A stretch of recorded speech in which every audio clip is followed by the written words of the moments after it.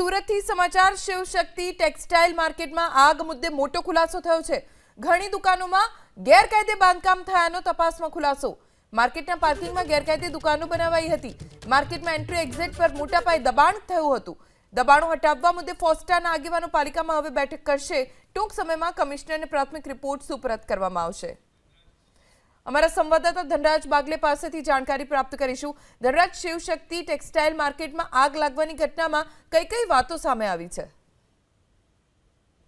અત્યારે તપાસના ધમધમાટ શરૂ કરાયા છે ત્યારે સુરત મહાનગરપાલિકા અને પોસ્ટાની મીટિંગ મળનાર છે। તેમાં જે ગેરકાયદેસર દબાણો છે એ દૂર કરવા માટે પ્રાથમિકતા આપવામાં આવશે। જે પ્રમાણે માહિતી મળી રહી છે તે મુજબ સુરત ટેક્સટાઇલ માર્કેટ વિસ્તારોની આસપાસ મોટી સંખ્યામાં જે દબાણો છે એ હોય છે ત્યારે જે પ્રમાણે દબાણ હટાવવા મુદ્દે પોસ્ટાને પાલિકાને બેઠક કરવામાં આવશે।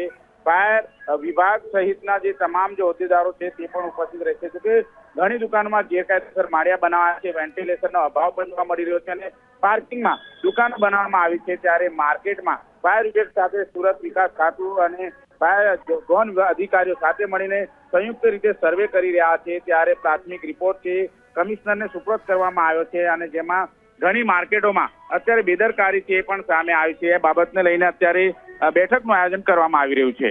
જી આભાર ધનરાજ, જાણકારી આપવા માટે।